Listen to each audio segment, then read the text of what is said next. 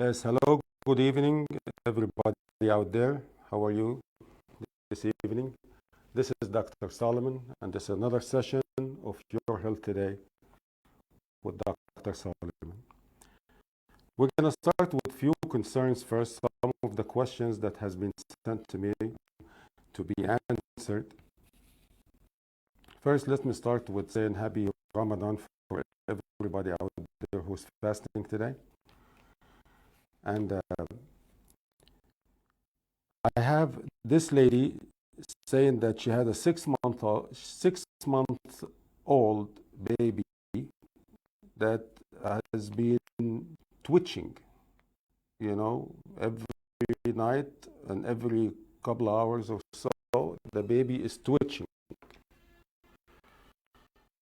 So when I asked her a few questions, she said that this is her first pregnancy and she has never done any test while she was pregnant during the pregnancy. So suddenly she just showed up to the hospital. She wanted to deliver. Obviously, there is complication. Why? Because obviously she had an infection that she forgot to treat. She never done the antenatal care test or online test that has to be done, among which is chlamydia, and among which is syphilis, and toxo, and rubella, and all of those tests that the doctor recommend when you do antenatal care. She has done none of it. She showed up pregnant in the emergency room. She wanted to deliver. Obviously, the delivery was a bit complicated. The child has weak arms and legs. So that is, was a rough delivery that has caused damage to the brachial plexus right here under the arm. And the child is in very heavy antibiotics. And I even read the history of the child from the hospital book. He was given phenobarb, which is, to put the child into coma, to convulsions that the child. So why we having all this in a newborn child that has done nothing wrong in his life to be punished with all this? It's the mother's fault.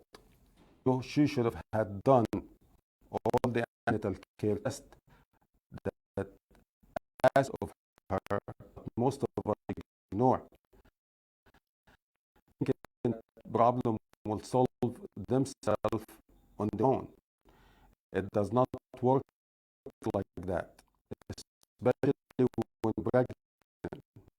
My advice to everybody out there, when the doctor asks you to do a test, there are 9 tests to do when you're pregnant.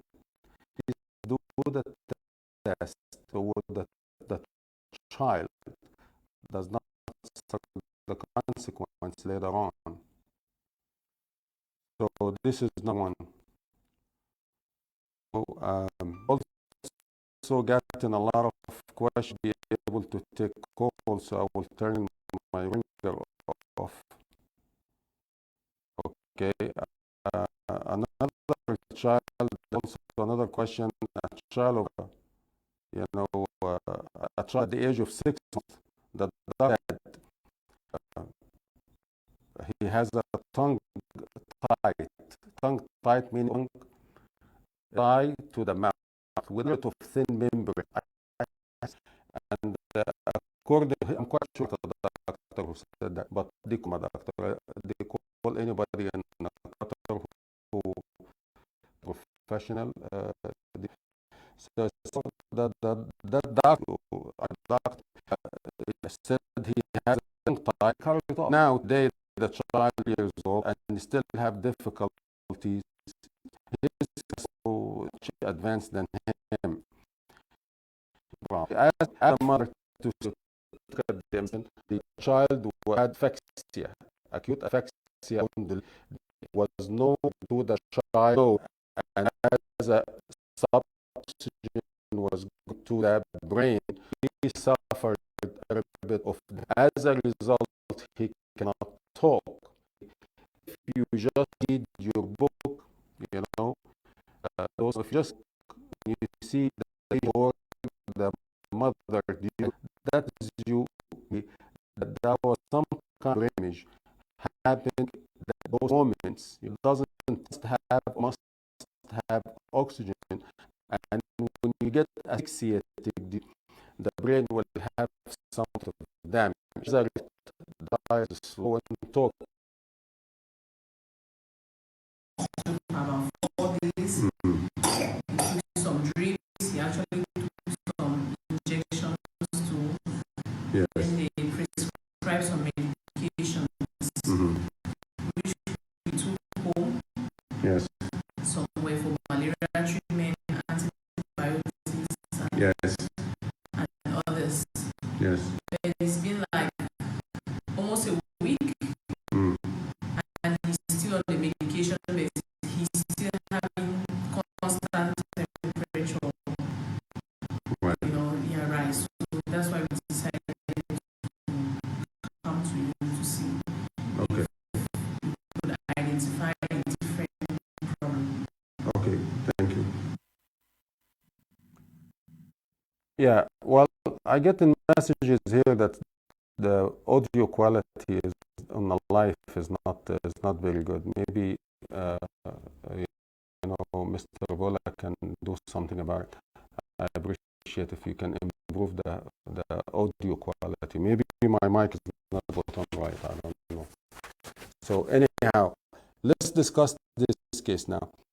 This is a mother that claims that the child, regardless of treatment, she just gets discharged from a hospital for about 4 or 7 days. I don't remember what she said, but regardless of treatment in a hospital for the last 7 days or so, she got discharged and the fever still persists. So what they have treated her for, malaria and I think some typhoid or something. I don't think typhoid. No, I asked her. She said the child didn't have typhoid. So he was treated with drips for malaria. She goes home. The child still have a fever. And as I told you before from previous sessions, when you went there because the child has a fever, you get admitted, the child was put in analgesic, the fever dropped. You go back home, the fever is still there. That means it was never malaria. Or maybe malaria and something else that we have no idea what it is. So I seen the child today actually in the clinic before coming, and just a minute the child entered the door with the mother. It's a small baby now, 6 months old, I think, or so. No, 1 year and a couple of months. No, I think 6 months. He was only had two teeth. Anyway, the child was small, so I noticed that the chin, the tonsils are swelling. It's very obvious. I don't need to, it doesn't take, a genius to figure it out. The tonsils were showing, and the tonsils were swelling, and it was very obvious. You can see it. You can see it hanging. The tonsils are those two things right here, two balls right here. If you have no inflammation of the tonsils, you would normally not feel them unless you press hard, like I'm doing right now. You will be able to. But when the swell they get, you can feel, you can hang in out here. That is a small baby will not open out that easy, but just a small gland inside the mouth, and I already have my legs. I don't need anything else. Tonsillitis, what are they, good or bad? The tonsils are part of your immune system. Just lymph nodes fight micro, nearby in this area. So I advise the mother to get the diagnosis of ultrasound or amount, but it's in amount. It's very small. So this is just the beginning. So the correct diagnosis was made. The correct diagnosis was made, and once we already know the diagnosis, this is it. This is the treatment.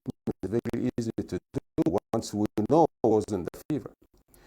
What I'm trying to say from here, I'm trying to tell you, if all child can't swallow as here and here and nicely and gently and you feed swing two balls. That is tonsillitis. You can make your own diagnosis at home and you'll be able to give the treatment. But at least idea, because the verb to you have somebody diagnose you with the child things when he swallows hands. This is tonsillitis by definition. Be sure the doctor will run an ultrasound, and that's it. Or inflame, even see some exudate, some pus. Again, it's very initial. Advise the mother, what did the fever swelling fever, swelling fever? Then the only solution is an ear, nose, and specialist. It's very easy. You move, moving the tonsils. No, tonsils are good for you.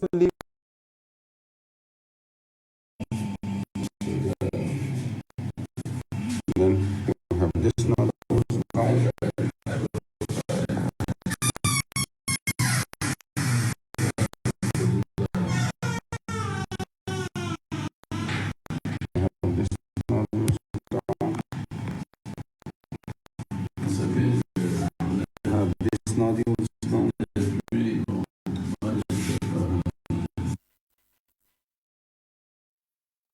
So that was really a critical case. Okay, it looks like a critical case, and it was. Okay, so this lady came in with the husband and the rest of the family. She cannot breathe. Okay, and you see this inflammation in the eye was very bad. So she couldn't breathe, even though the oxygen saturation was fine. The pressure was a little bit high, of course, because of the pain and the stress she is in, not necessarily she's hypertensive. So a case like that will probably, go to cardiologist, pulmonologist, and end up with a lot of investigation done, and maybe we get to nothing at the bottom of at the end of the day. So it is very crucial to see the patient skin. I like to see everything. I like to see everything. So we look at the patient skin, and she has nodules. When I ask when this nodules start to happen, it's 2-3 weeks ago. What does this lady do for a living? She's a seller in the market. All right. I look at the skin and I see a spot in the skin on her thigh or her legs in that area, and it's very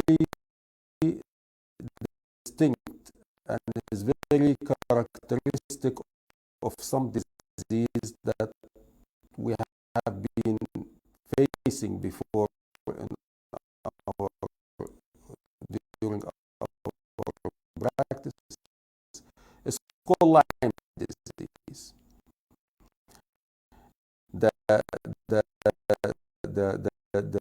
it's the tick that causes this disease is a tick, and being selling in the market, she is exposed to those kind of ticks. Okay, so but the lesion is very characteristic among the nodules, and the respiratory distress can only be one thing. It's Lyme disease. Lyme disease treatment. Lyme disease, you know, it happened like maybe a month or a month and a half ago. So now it's an incubation period. Now it's the still nodules in the skin, and the lesion, it was distinct, is very characteristic. Skin was it's called Lyme disease. That's really easy. It's cycling, but to stabilize with corticosteroids a little bit. After 2-3 actions, so if there is any problem, come the next day, she never back. I guess it was okay. Patient a couple of days later, the patient is fine. It's not an early problem. It's I learned from there. I learned something on your bite in there, and it's not a. And now you have an marketer in mind. You should. So when you go to the hospital, and I see no, we do not, you know, it's up to clinician to practice action these and this and pulmonology and those extensive tests. No, the evidence, the disease was a patient. We're going to the real topic, male infertility. Male infertility meaning, you know, having freaks even in the ovulation time of his womb, the woman consent. So this we call male infertility. So the defect here is that how the man has a fertility problem. But now we're not talking about the normal today. We wouldn't be here. We're talking about the abnormal. What can happen to the sperms? The sperms, where are the sperms made? We have to go with the source of the sperms. The sperms are made in the testicles.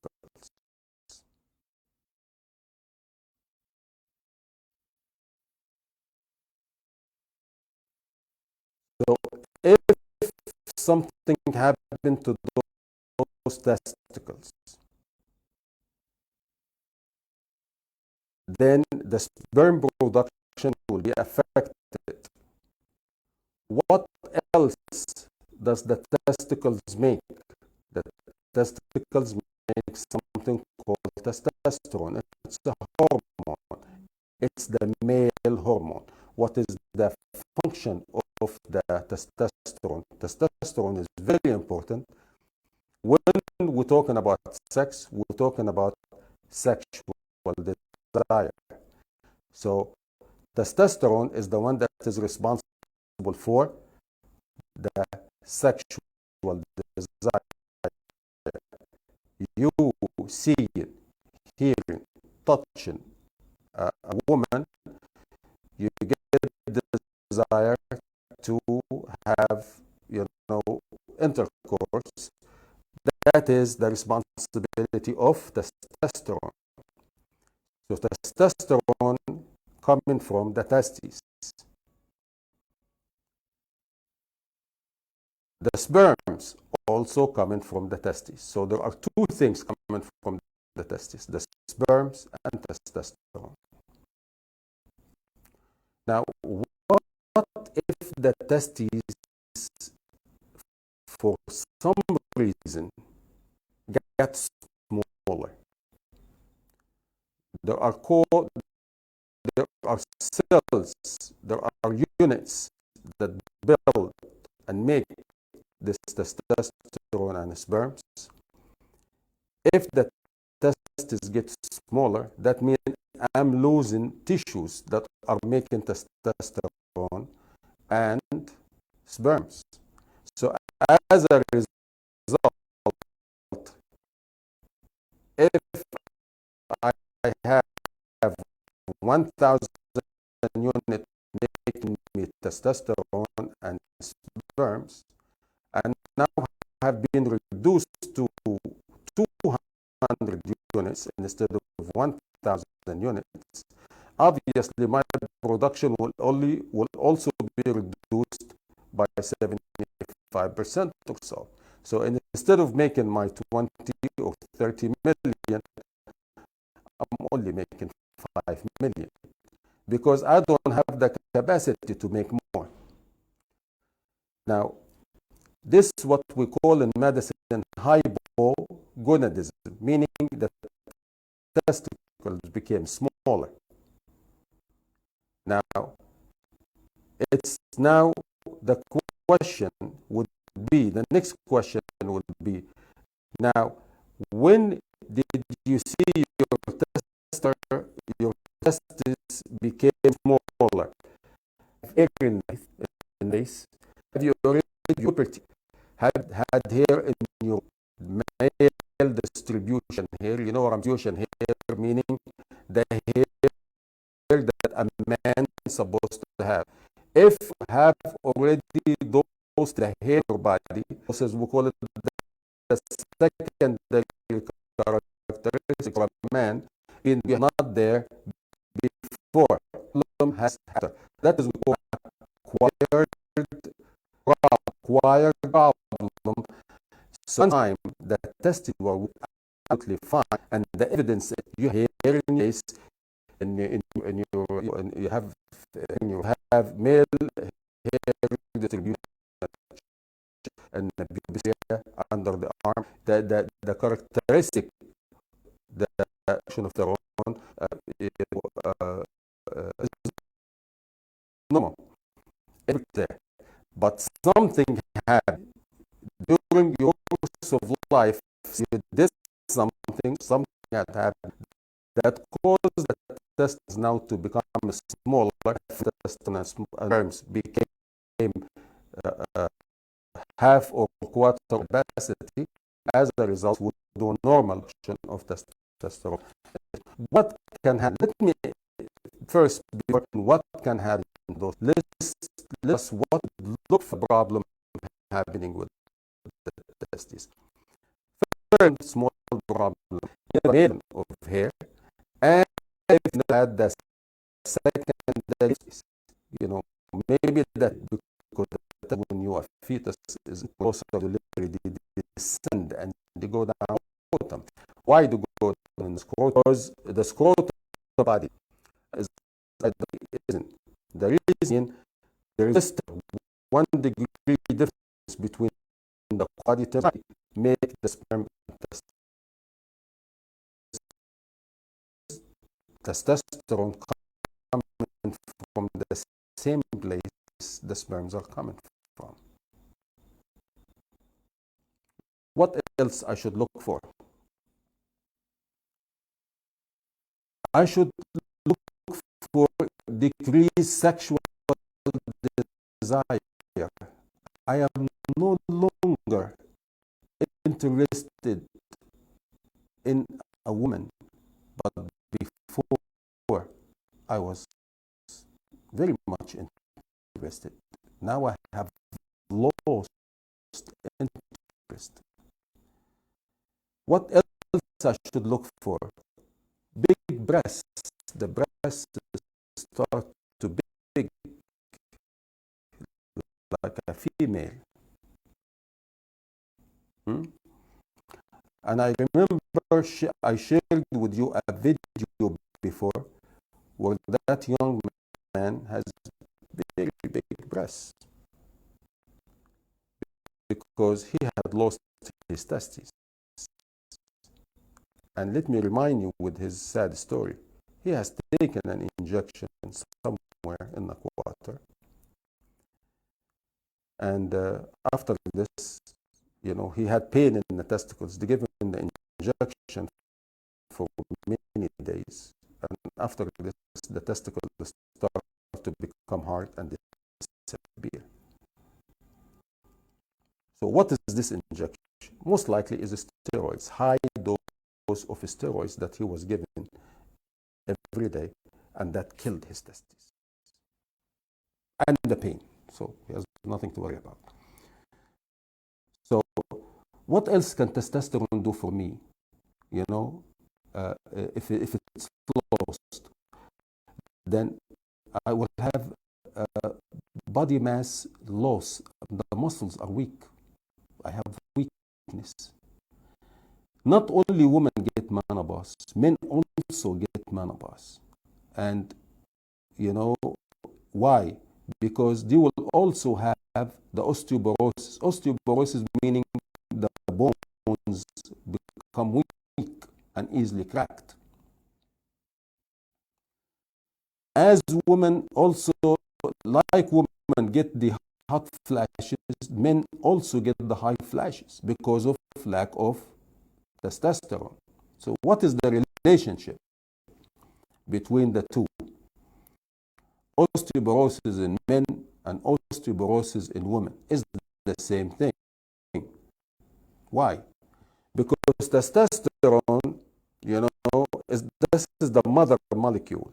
This is the mother of all testosterone. We have different kind of testosterones. We have the dihydrotestosterone that is responsible for the hair in your beard, in your chest, in your legs, and in the desire, sexual desire. And we have another testosterone that is converted by a specific enzyme to an estrogen. And it is this estrogen that is building the bones in a male and a female. We have the same bones. It's not different. And we have the hormones that is responsible for bones. Don't call me, I cannot take call. You understand? So if a woman's osteoporosis, weak bone, a man also can have osteoporosis, which is weak bones. And the common thing that deficient in both cases, in a female, she has low ovaries. She's no longer masturbating. So that means the working. As a result, more estrogen from the ovary is the estrogen that is responsible for building the bones, making the bones strong.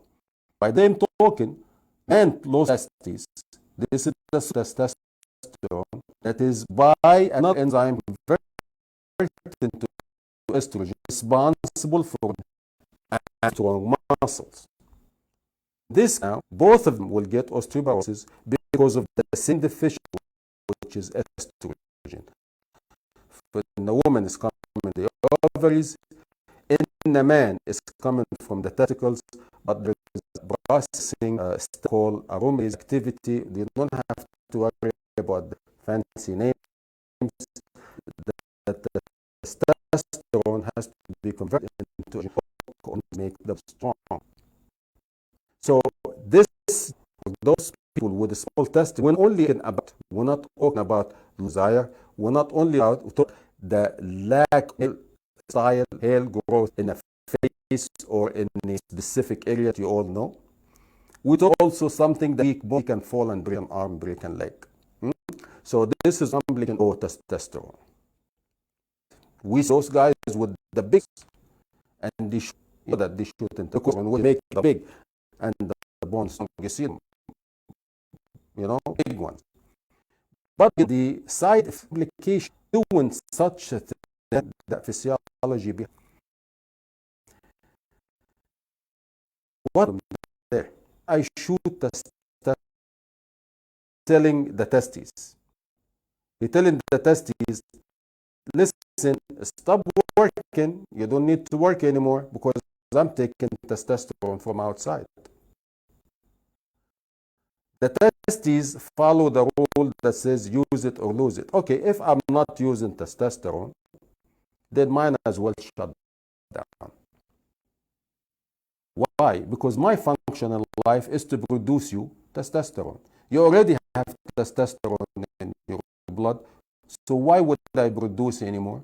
I shut down.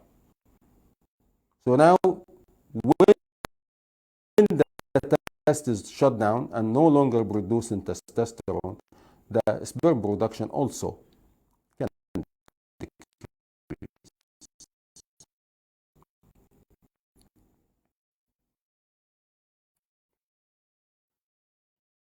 So by means of negative feedback now,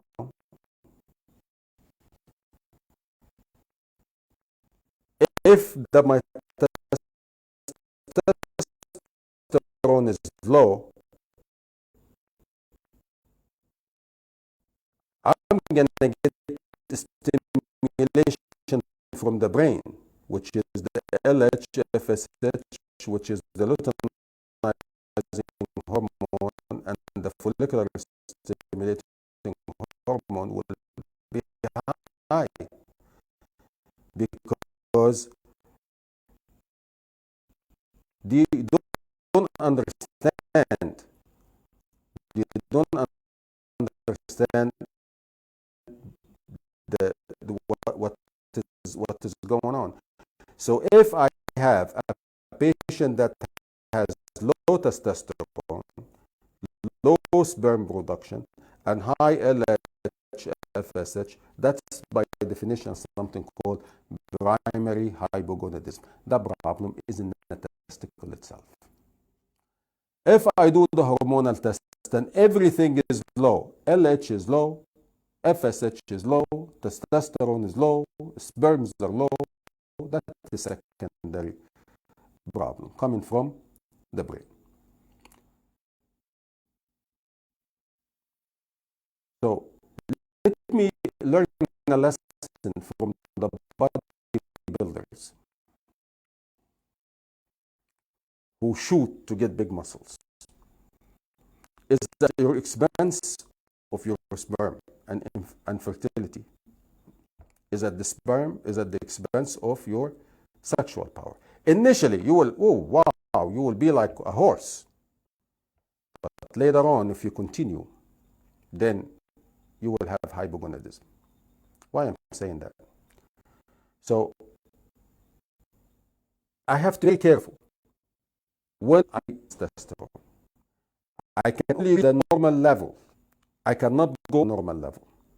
And how can I know what's abnormal? Only blood test can do you testosterone level. So you know where you are, and you know how much you can do to reach normal, not be above normal. Or by negative means feedback, yes, the hormones coming from the brain, LH, LSH, and LH, when there's this stimulation testicles, and there's less of sperms. So those who are interested in body and muscles do it without testosterone and those harmful hormones. And you don't even know what products out there are they good or they not, they clean or they not. They have anything else with them or they don't. So just be sure before you do something. Don't get impressed with the big muscles because the price to pay is, especially if you're a young man out there. Okay. I want to talk about also related problem. So now at low sperm count, it has a low sperm. I need to mention something. When we make it for testes, but then those sperm have to be somewhere. So they have a store somewhere. So the testes make them, and it is stored, and they're only released when ejaculation happens. So I have normal sized testicle ultrasound and a normal size, and guy has no sperm. Well, we have now to relate to the obstructive cause of seeing no sperms. The bacteria is there. And that is the common complication also for patients with diabetes. Patients with diabetes, as a complication, when they ejaculate backward. into the urinary bladder with the urinates. So if this man wanna impregnate a woman, I have to go to the bladder, take a sample, and then do an IVF and impregnate the woman, because he cannot shoot sperms out. He cannot shoot sperms out because he can only shoot backward. And this is, sometimes is the case for people with no sperms, yet we have normal sexual desire, we have normal size of testicles, and yet there is no sperms. So we look for obstructive causes. And that is the second scenario that we are discussing today.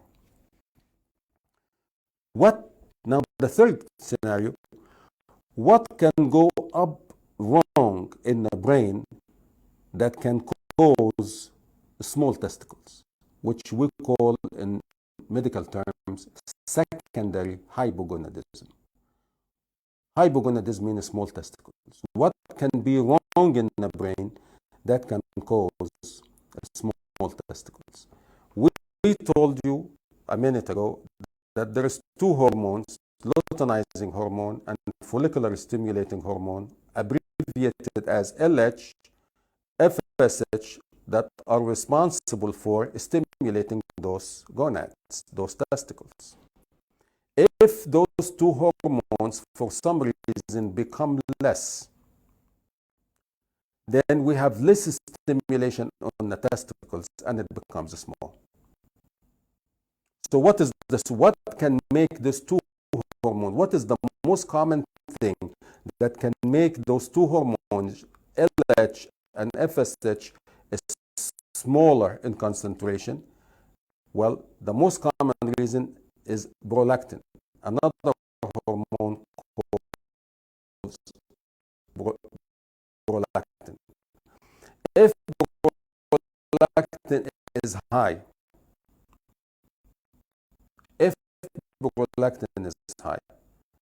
then there will be a negative feedback, meaning inhibitory effect on LH,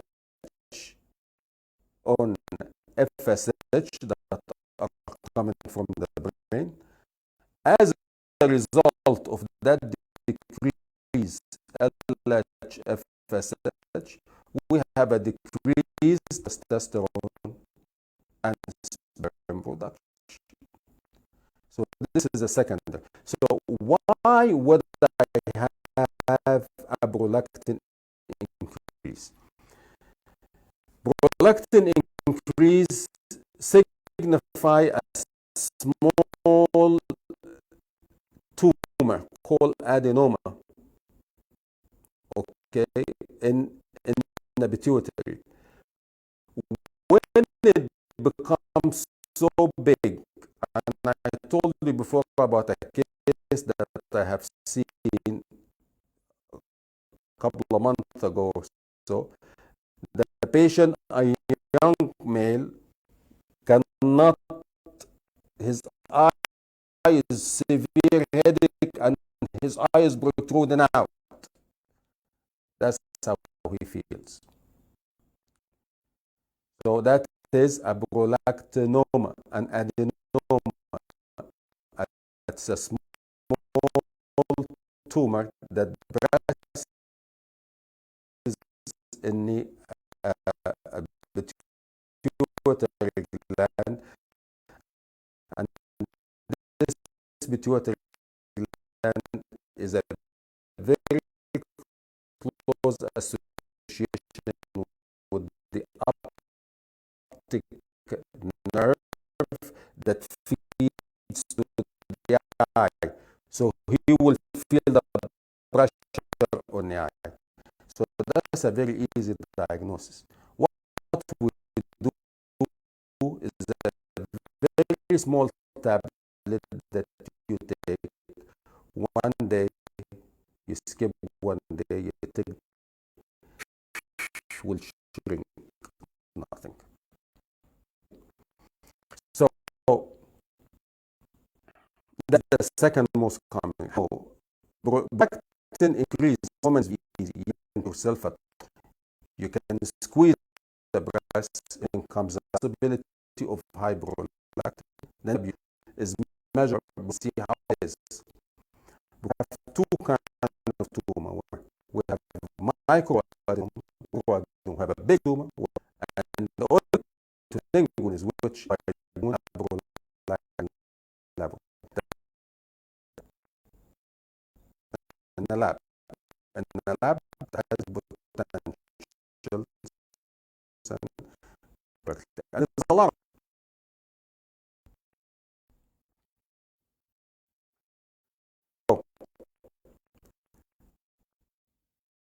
My first closing would like to discuss as last.